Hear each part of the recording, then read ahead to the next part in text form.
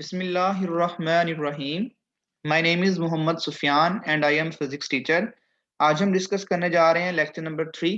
Class second year है। Topic है modulus of elasticity.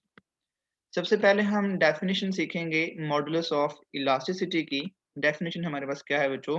The ratio of stress to strain is a constant for a given material provided the external force is not too great, called modulus of elasticity। Stress और strain की ratio एक given material के लिए हमें एक constant provide करती है। That constant is called modulus of elasticity. Modulus of elasticity equal है sigma divide by epsilon. Sigma represent करता है स्ट्रेस को, एप्सिलॉन रिप्रेजेंट करता है स्ट्रेन को। क्योंकि एप्सिलॉन जो है ना बच्चों, ये डायमेंशनलेस क्वांटिटी है, तो इसका कोई यूनिट नहीं होता। जो यूनिट स्ट्रेस का होगा वही यूनिट मॉडुलस ऑफ इलास्टिसिटी का होगा। तो वही बात यहाँ पर लिखी हुई है। तो हमारे पास फिर मॉडुलस का यूनिट क्या आया? न्यूटन पर मीटर स्क्वायर, या इसे पास्कल भी कहते हैं। नेक्स्ट हमारे पास है टाइप्स ऑफ इलास्टिक मॉडुलस। हमारे पास तीन टाइप्स हैं। सबसे पहले है Young modulus. The ratio of, ये रेशो का स्पेलिंग गलत है, the ratio of tensile stress to tensile strain is called Young modulus.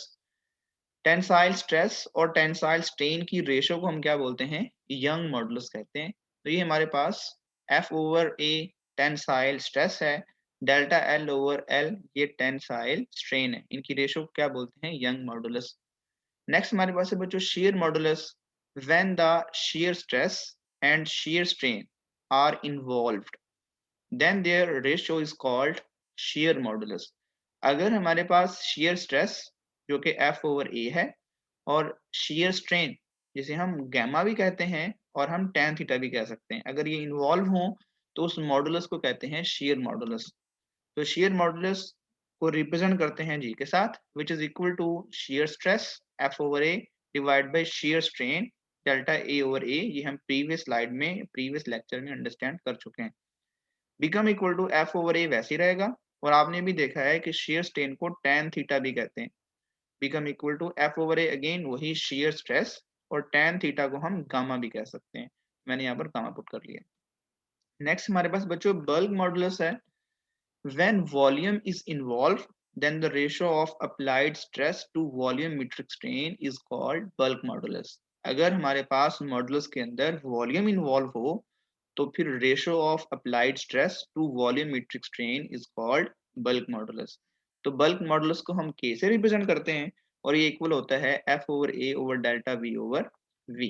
बच्चों अब हम अंडरस्टैंड करने जा रहे हैं mechanical properties of a wire by tensile test. हम एक टेंसाइल टेस्ट करेंगे जिसमें मैकेनिकल प्रॉपर्टी ऑफ वायर को क्या करेंगे? अंडरस्टैंड करेंगे। In tensile test material wire is extended at a specific deformation rate। बच्चों हम क्या करते हैं? एक वायर लेते हैं, उसके दोनों एंड के ऊपर फोर्स अप्लाई करना स्टार्ट कर देते हैं, और एक कांस्टेंट रेट के ऊपर उसके अंदर क्या पैदा करते हैं? डिफॉर्मेशन पैदा करते हैं। Deformation in wire are continuously measured by a suitable electronic device fitted in mechanical testing machine। बच्चों ये हमारे पास मैकेनिकल टेस्टिंग मशीन है, इसके साथ हमने एक इलेक्ट्रॉनिक डिवाइस लगा दी है। अब इन दो पॉइंट्स के दरमियान, ये दोनों जाज हैं, इन जाज के दरमियान कोई वायर अटैच करेंगे, और यहाँ से हम बटन प्रेस करके इस वायर के ऊपर फोर्स अप्लाई कर सकते हैं, और वो फोर्स अप्लाई करने से इस वायर के अंदर एक्सटेंशन आएगी, और वो एक्सटेंशन हम इस इलेक्ट्रॉनिक डिवाइस के ऊपर देख भी सकते हैं। इस डिवाइस के ऊपर ग्राफ प्लॉट भी कर सकते हैं। तो stress strain curve is plotted automatically on X Y chart recorder. इसके ऊपर हम अलोंग एक्स एंड वाई के ऊपर प्लॉट बना सकते हैं स्ट्रेस और स्ट्रेन के दरमियान। तो ये वो प्लॉट जो स्क्रीन के ऊपर बन रहा था, इसको हमने यहाँ पर विजुलाइज करने के लिए इसको थोड़ा सा बड़ा करके व्यू करके इसका देख लिया है। तो इसको मजीद डिटेल में स्टडी करते हैं। सबसे पहले हमारे पास जिसमें पोर्शन है वो है प्रोपोर्शनल रीजन का। कौन सा region? Proportional region. Stress is increased linearly with strain till point A on stress strain curve, this is called proportional limit। अब देखिए बच्चे, O से A तक ये एक रीजन है, और ये एक स्ट्रेट लाइन रीजन है। इस रीजन के अंदर जो स्ट्रेस है वो स्ट्रेन के लीनियर होगी, मतलब कि इंक्रीज होगी लीनियरली। जैसे जैसे स्ट्रेस बढ़ा रहे हैं वैसे वैसे स्ट्रेन बढ़ रही है, या जैसे जैसे स्ट्रेन बढ़ रही है वैसे वैसे स्ट्रेस बढ़ रही है। ओ से ए तक रिलेशन कौन सा होगा? लीनियर होगा। तो ये हमने पॉइंट ए को मार्क कर दिया है। ओ से ए तक कौन सा रीजन है? Proportional region. तो इस रीजन के अंदर स्ट्रेस और स्ट्रेन के दरमियान जो प्रोपोर्शनैलिटी रिलेशन है वो एग्जिस्ट करेगा, और ये रिलेशन हुक्स लॉ भी कहलाता है।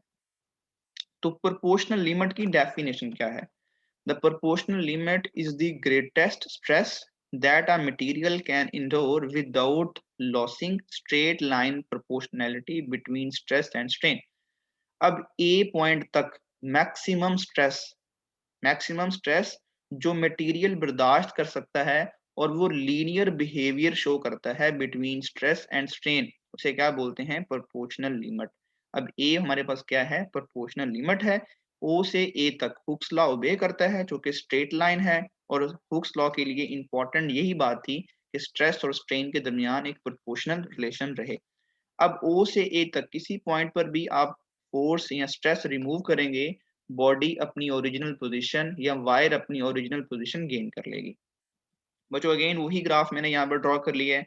अब हम डिस्कस करेंगे ए से बी तक के रीजन को। इसे बोलते हैं इलास्टिक रीजन। इलास्टिक रीजन क्या है? रीजन क्या है बच्चों? From A to B the stress and strain are not proportional. देखें, प्लॉट हमारे पास यूं स्ट्रेट जाना चाहिए था, लेकिन ए से बी तक हमारे पास एक कर्व बन गई है। इट मीन यहाँ पर प्रोपोर्शनल लिमिट जो है या प्रोपोर्शनैलिटी है, जो प्रोपोर्शनल रीजन था वो खत्म हो चुका है।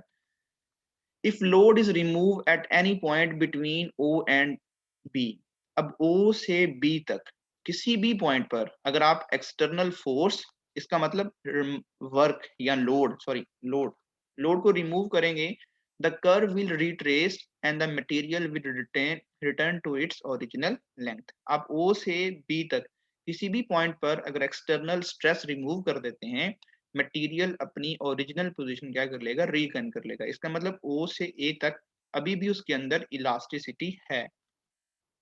The point B is called yield point, and the value of stress at this point is known as yield stress or elastic limit. हमारे पास जो बी पॉइंट है बच्चों, इसे कहते हैं, बी पॉइंट को कहते हैं यील्ड पॉइंट, और इस पॉइंट के ऊपर जो स्ट्रेस होती है उसे बोलते हैं यील्ड स्ट्रेस, या उसे बोलते हैं इलास्टिक लिमिट। मतलब कि बी तक इलास्टिक लिमिट एग्जिस्ट करती है। ए ओ से बी तक आप किसी भी पॉइंट पर स्ट्रेस रिमूव करेंगे, बॉडी अपनी ओरिजिनल पोजीशन क्या कर लेगी? रीगेन कर लेगी। अब हम डेफिनेशन सीखेंगे यील्ड स्ट्रेस की या इलास्टिक लिमिट की। Elastic limit is the greatest stress that a material can endure without any permanent deformation. A से बी तक, क्योंकि प्रोपोर्शनल रीजन नहीं है, लेकिन इसमें अभी भी इलास्टिसिटी है। आप बी पॉइंट तक कहीं भी आप ले जाएं मटेरियल को, उसमें परमानेंट चेंज नहीं आएगी। ओ से बी तक परमानेंट चेंजेस नहीं आएंगी।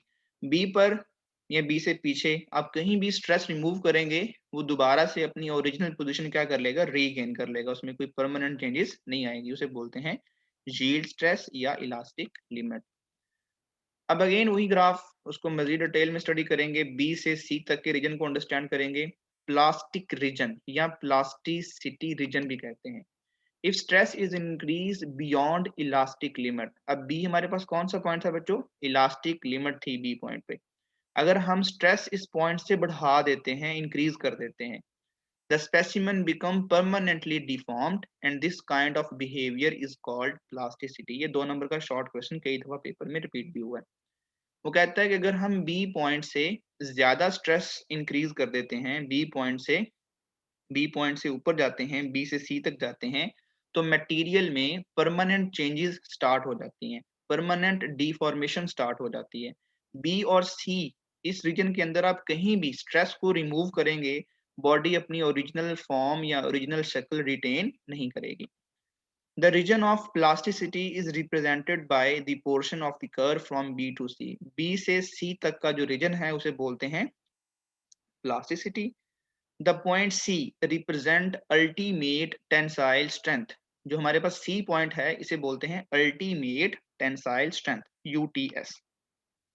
अब अल्टीमेट टेंसाइल स्ट्रेस की क्या डेफिनेशन है? ultimate tensile stress is the maximum stress that a material can withstand. सी पर वो स्ट्रेस जिस पर मटेरियल विदस्टैंड कर सकता है, मतलब टूटे ना, उसमें परमानेंट चेंजेस आ जाएं। नेक्स्ट हमारे पास बच्चों, once point C corresponding to UTS is crossed, the material breaks at point D, responding to fracture limit. जैसे ही डी से आगे जाते हैं, सी से सॉरी आगे जाते हैं, डी पर या डी से पहले मटेरियल टूटना स्टार्ट कर देते हैं। तो डी एक फाइनल पॉइंट है जिसे कहते हैं फ्रैक्चर लिमिट, जिसके ऊपर जाके मटेरियल, कोई भी मटेरियल जाके टूट जाता है। नेक्स्ट बच्चों हमारे पास है classification of solid on the base of plastic deformation. Material की हमने क्लासिफिकेशन करनी है किसकी बेस पर? किसकी बेस पर? प्लास्टिक डिफॉर्मेशन की बेस पर। एक हमारे पास है ductile substance, substance that undergo plastic deformation until they break are called ductile substance. ऐसे सब्सटेंस जो बी से सी तक के रीजन को बियर कर लेते हैं और जैसे ही सी से आगे जाते हैं वो टूटना स्टार्ट कर देते हैं, उन्हें क्या बोलते हैं? Ductile substance. उसकी एग्जांपल क्या है? लेड है, कॉपर है और wrought iron are ductile substance. अब हम डिस्कस करेंगे बच्चों ब्रिटल सब्सटेंस। ब्रिटल सब्सटेंस क्या होते हैं? The substance which break just after the elastic limit is reach are known as brittle substance. जैसे ही मटेरियल बी ए से बी और बी से थोड़ा सा आगे जाएंगे या बी पर पहुंचने पर ही टूटना स्टार्ट कर दें, उन्हें क्या बोलते हैं? ब्रिटल सब्सटेंस कहते हैं। बी पॉइंट कौन सा था बच्चों? इलास्टिक लिमिट थी। Just after the elastic limit वो टूटना स्टार्ट कर देते हैं। इसकी एग्जांपल क्या है बच्चों? ग्लास है एंड हाई कार्बन स्टील है are brittle. Glass and high carbon steel are brittle. Thanks for watching. अगर बच्चों किसी को कोई समझ ना आई हो, आप कमेंट बॉक्स में कमेंट बॉक्स के अंदर मैसेज करके क्वेश्चन पूछ सकते हैं। Thanks for watching. Allah Hafiz.